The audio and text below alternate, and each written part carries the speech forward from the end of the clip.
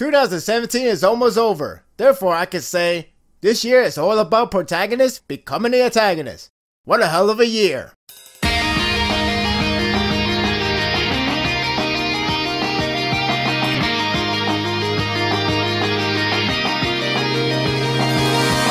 The series has officially hit the milestone. Chapter 100 is here. A lot of people may have speculated that Chapter 100 is going to be the most explosive action-packed with all the build-up leading to this moment. There is not that much action. In fact, the action happens at the very end. And you may be disappointed that is the case, that we have to wait one more chapter for the real event. However, it doesn't take away how tremendous this chapter was. It was a very gripping with sheer amount of hype. It's so intense. The beginning has this comforting yet enticing flashback with Maagif and Willy. At first I thought, that's strange, why start with a flashback? This actually becomes very essential and makes a lot of sense on why the situation felt this way. Willy is actually putting his life on the line for the sake of being a bait for his enemy, which explains why he's such a nervous wreck. He saw his end coming and it's only a matter of time.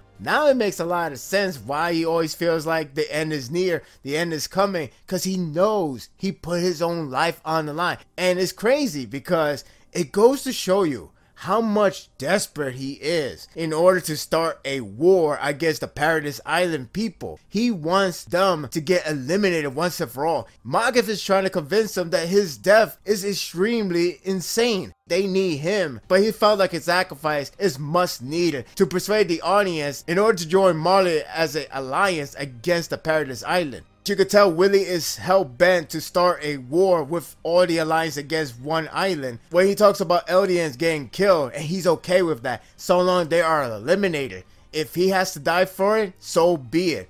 That shows how much he really wants to achieve that peace. Is one death to declare a war. This makes the entire speech very crucial, because this is a moment where the war will be declared. So we go back to the stage, which continues off with a compelling and very convincing speech by Willy. He really could capture the emotions of the audience. By the end, you actually see people tearing up because they feel the emotion. They felt so connected with him, and that's a bad thing because now he convinced everyone that Eren Yeager is truly the enemy, and if he's with the Paradise Island, so they are the enemy as well, and they will have to unite in order to take out their common enemy. He also mentioned about the three walls name. They are actually based off Ymir's daughters, which is actually pretty interesting lore update. I like the fact that we get a lot of answers. It's very interesting to understand how this world being formed before the series began. Before we get to the very enticing scene, Pieko and Porco are actually stuck in this very old-fashioned Marley confinement area, which means that they both cannot transform,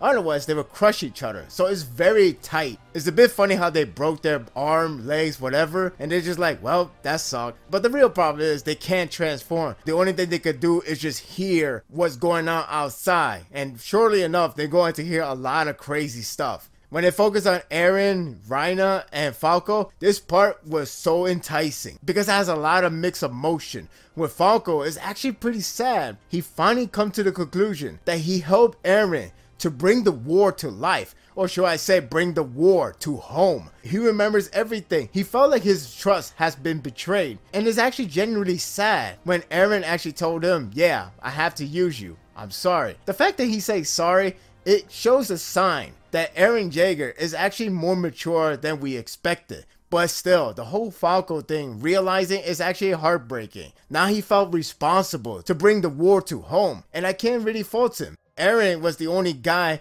that he felt very connected compared to everyone else. When he was at a hard time, he found out he's a terrorist, what can he do? All you could think is like, wow, I just really doomed everybody. I'm hoping his emotion doesn't take a huge toll, but so far, it doesn't look really well for Falco. Ever since Eren is revealed to be Kruger, he has been very compelling. He has been thought-provoking, and at the same time, unnerving. Mainly because I'm so used to Eren not really being a very loudmouth or screaming, but the fact is, he was more of going out for revenge. He wants to take a lot of things in a personal level, but now he's much wiser. I actually feel reassured that he's not much of a devil compared to the last chapter before the time skip. I remember when he talks about, if we cross the ocean, will we kill all the enemy? Will we have peace? It felt very ominous to say that he's going to be a full-fledged heel or villain, and that scared me. In this chapter, it reassured that he's actually reflecting that moment, and he actually have a different change of heart because he understands the nature of humanity. He pretty much portrayed what Reiner did in the first part, meaning that he actually gone to the city and witnessed people, civilians, how they act, who's good, who's bad. He come to understanding that everyone is similar one way or another. There are good people, there are bad people. It's simple as that. It's human nature. He wants to understand Reiner, which is weird. It seems like he has no more grudge against him. That's the way I read it. What is haunting, however, is the way he brings up about his mother, why he has to suffer the loss of his mother, why he has to witness the hardship, why him. It gets to the really heartbreaking scene where Reiner actually goes into deep depression, where he actually reflects everything that we have seen from the flashbacks, from the past chapters, and it all boils down to one thing. Reiner really hates his life. He's trying to redeem himself one way or another. He wants to realize his mistake somehow, some way, and that's why he acts like a big brother with Eren. But he can't do that because he knows the damage he has done is irredeemable. It's something he has to accept. So all those flashbacks we've seen before makes the scene much powerful and is very convincing on why his character is such a tragic one. I really felt sorry for this guy. I don't want him to end in a bitter way. I want him to end in a justifiable way. If anything, I don't want him to die. I really don't. But you never know with this series. He wants his life to end. If anything, Reiner wants Eren to end his life. That's how low he has sunk. And I can't blame him. Everything he has done has changed Eren. All because he wants to be a hero. He wants to find the purpose. I can't fault him there. Everyone has their own side. And unfortunately, his was not the right one. By this point, I thought Eren is ready to end his life, or getting ready to demolish him, or get ready to bash him. Shockingly, he didn't do that. Instead, it's a much more mature approach. This part is where I begin to think this chapter is amazing. It's because the great bone-chilling presentation from beginning to the end. It has that really thrilling feel because you know something is about to happen. All hell is going to break loose. And when we get to the scene where the speech starts to connect this action with Eren and Reiner, that's where you really begin to think everything is going to go hell. The tension just keeps on rising. I get goosebumps every moment of the speech. It gets very nerve-wracking by the last scene. The hand holding with Eren and Reiner eerily connects with Willie's powerful speech of unity, but it makes that moment so strong. It just shows you that Eren and Reiner may have ended their grudges. It's possible that's the case. I know the last scene does make it feel like it negated, but I do believe that Eren has forgiven Reiner and understand his motivation, his intention, and his reason to live, his reason to fight. It's because they both share the same thing.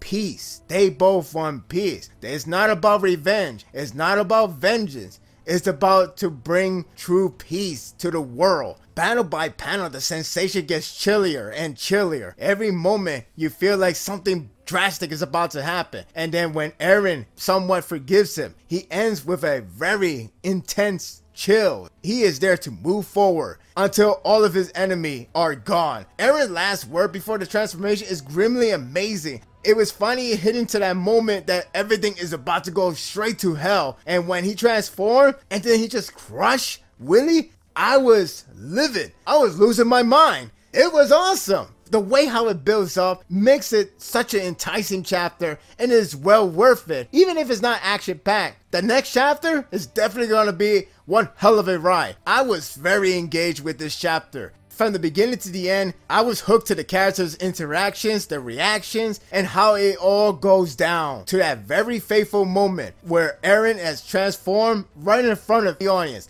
The war has basically been declared, and it starts with Willie breaking half. That's how you start a war. This chapter was riveting. No way in hell you feel less hyped than ever. This is intensely hyped. Share your thoughts in the comment section. Do you believe we're going to see the entire group in the next chapter? I believe so. I feel like the Eren entrance is the way to say, alright everyone, time to start the war. Not to mention, he actually confirmed that Falco sent a letter to his comrades. That will only mean that they are there. Even though it still hasn't been confirmed that Connie is the one that cut the rope, I believe that is him. Especially with Pico still remind us that she knows him somewhere. So that's still evidence to me. It's only a matter of time, but 101 is going to be a hell of a chapter. With this strong narrative, I can already tell. And that will do it for the review. I hope you enjoyed this one.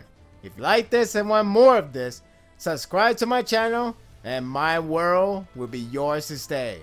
Until next time, take care.